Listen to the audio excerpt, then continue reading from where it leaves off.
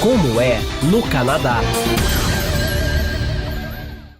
No Como é no Canadá de hoje, falaremos a respeito da Embaixada Brasileira no Canadá. Ela está situada em Ottawa. E também a respeito dos consulados. No Canadá, existem 3 consulados brasileiros, em Toronto, em Montreal e em Vancouver. Como é no Canadá, o podcast da Brazilian Wave com Dolores Gontijo e Christian Pedersen, direto de Toronto. A embaixada, ela cuida dos assuntos entre Brasil e Canadá. E os consulados prestam serviços aos brasileiros residentes aqui no Canadá. A Embaixada do Brasil em Ottawa tem uma situação interessante, porque Ottawa, a capital do Canadá, fica na província de Ontário, cuja capital é Toronto. Então, exceto Ottawa, a região de Ottawa, o Consulado Geral do Brasil em Toronto cuida todo o resto da província e também a província de Manitoba e o território de Nunavut. Já o Consulado Geral do Brasil em Montreal atende as províncias de Quebec, New Brunswick, Prince Edward Island, Newfoundland e Labrador e Nova Escócia. E o Consulado Geral do Brasil em Vancouver atende as províncias de British Columbia, Alberta, Saskatchewan e os territórios de Yukon e o Northwestern Territories. Ou seja, um bom pedaço. Foi pensando nos serviços consulares que a Dolores Gontijo foi até o Consulado Geral do Brasil de Toronto e conversou com a nossa embaixadora. Como é no Canadá. Como é no Canadá hoje, entrevista Ana Lélia Beltrame, ela que é a cônsul-geral do Brasil em Toronto. Quais são os serviços que o Consulado Geral do Brasil em Toronto oferece? Como todos os consulados, nós fazemos passaporte para os brasileiros. Fazemos certidão de nascimento, de casamento e de óbito. E fazemos também a competente averbação do divórcio quando há. Fazemos é uma espécie de tradução da carteira de motorista para a carteira de motorista do Brasil ter validade aqui. Isso economiza tempo para o brasileiro na hora de tirar a carteira de motorista de Ontário. Nós também organizamos eleições. Bom, e nós damos vistos para os estrangeiros. Só que agora o visto de turista é dado pela internet, o e-visa. Então nós damos só os outros vistos para estrangeiros residentes. Ah, sim. Então houve uma modificação, na verdade uma modernização do visto. É uma modernização que já podia ter acontecido há muito tempo, mas os Estados Unidos eram um pouquinho relutantes em conceder o e-visa para os brasileiros. E o Canadá seguia o modelo norte-americano. Mas, finalmente, tudo se arrumou. Os norte-americanos podem ter... Eles já podem, não sei se eles já podem, mas eles poderão ter e-visa para ir para o Brasil e nós poderemos ter e-visa para vir para os Estados Unidos e, sobretudo, já é possível, os canadenses têm e-visa para ir para o Brasil e os brasileiros podem ter e-visa para vir para o Canadá, que é como a União Europeia já tinha há muitos anos. Tira pela internet, é bem mais rápido e mais barato. Isso facilita muito a vida de muita gente, né? Facilita, sim, facilita a vida de muita gente. Bem, esse ano tem eleições. Temos eleições. Aqui só se vota para presidente. A gente não vota para os outros cargos, né? No exterior só se vota para presidente. Mas teremos eleições, sim. No dia 7 de outubro, depois do dia 20 de outubro, o segundo turno, aí nós vamos ter bastante trabalho, sim. Quantas pessoas votam aqui em Ontário? A gente tem um número de 8.000 pessoas, 22 sessões eleitorais. Mas eu não sei se vão aparecer 8.000 ou 3.000. Eu vou me preparar para 8.000. Sim, já cresceu bastante a comunidade, né? Muito, muito. Eu não sei se a crise no Brasil, se o fato que o Canadá é um dos últimos países do mundo que ainda aceita imigrante, mas tem vindo muita gente para cá. Quanto ao passaporte, o que mudou? No passaporte não mudou nada. O passaporte continua. O que tem é que está tudo na internet. Você vai na internet, vai na nossa página e preenche tudo na internet e manda tudo por internet. E qual o seu conselho para isso? Que façam com tempo, que não deixem nunca nada para a última hora. Além do mais, o site, eu não posso melhorar o site. O site que nós temos, onde está o formulário de passaporte, ele nos é dado pelo SERPRO do brasileiro.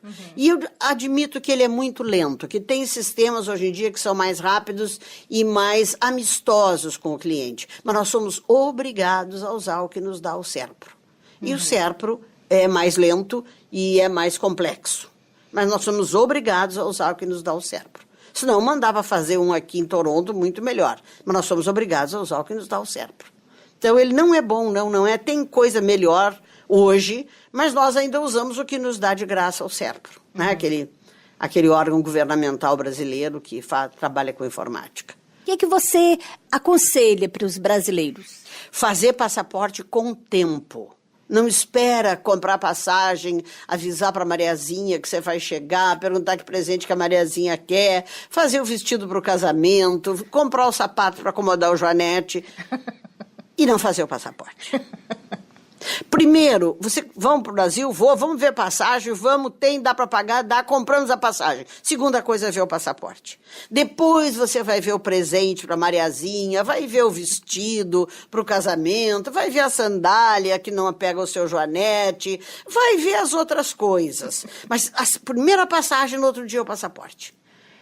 E o que você acha, por exemplo, o brasileiro aqui, principalmente as pessoas que trabalham o dia inteiro, elas gostariam muito que o horário que o consulado esteja aberto fosse um pouco maior. O que você fala a respeito disso? Olha, é a mesma equipe que recebe os pedidos de manhã e faz os passaportes e as certidões de tarde.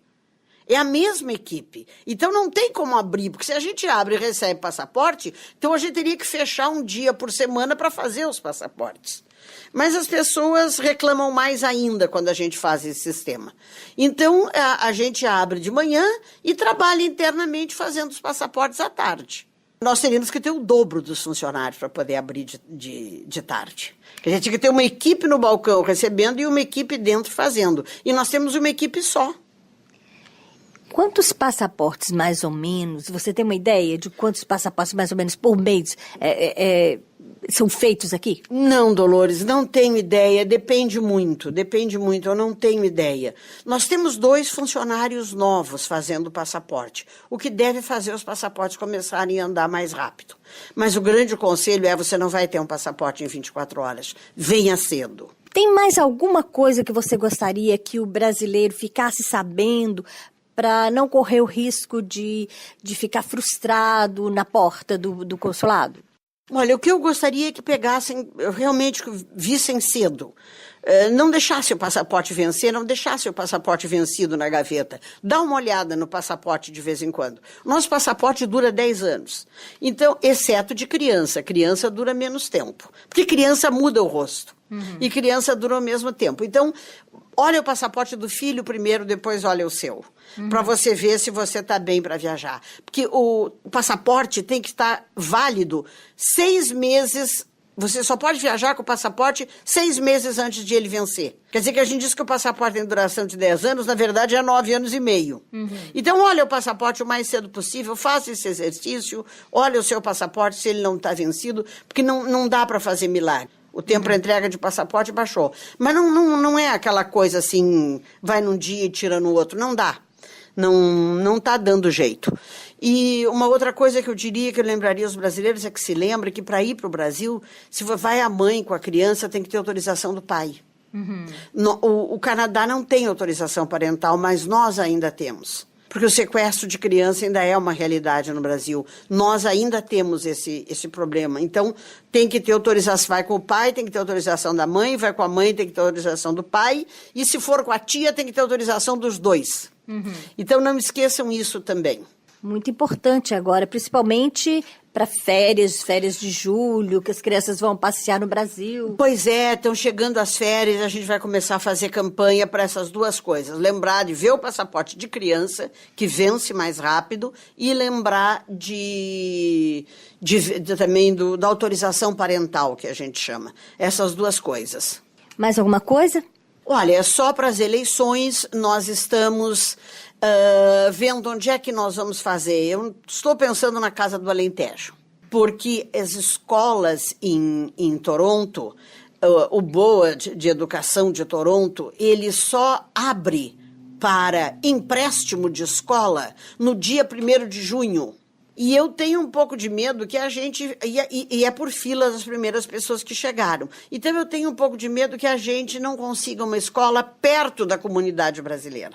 Não é que ali por Dufferin. Eu tenho medo que a gente não consiga só uma escola muito longe.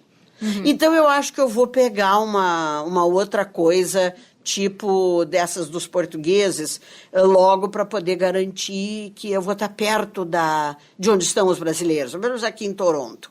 E vai ser o domingo inteiro para votar. Então, o primeiro dia de votação? 7 de outubro, o primeiro dia, 20 de outubro, o segundo turno. Se tiver segundo turno. Eu acredito que vai ter, Dolores, está tão picado, né? Muita gente e ninguém sabe em quem votar. Então eu estou me preparando total para o segundo turno. Muito bem. Que todo mundo tem que pensar no segundo turno, porque é uma possibilidade muito presente. Como é no Canadá? Este foi mais um episódio do Como é no Canadá. Mais informações no portal BrazilianWave.ca. Visite nosso site. Isso mesmo, aproveite para deixar um comentário, postar uma pergunta que a gente responde para você, ouça outros episódios do Como é no Canadá, aproveite para ler outras matérias da Brazilian Wave. Também nos siga nas redes sociais, Facebook, Twitter, Instagram. Até a próxima! Como é no Canadá? Produced by BRZ Group Inc. This project has been made possible in part by the Government of Canada.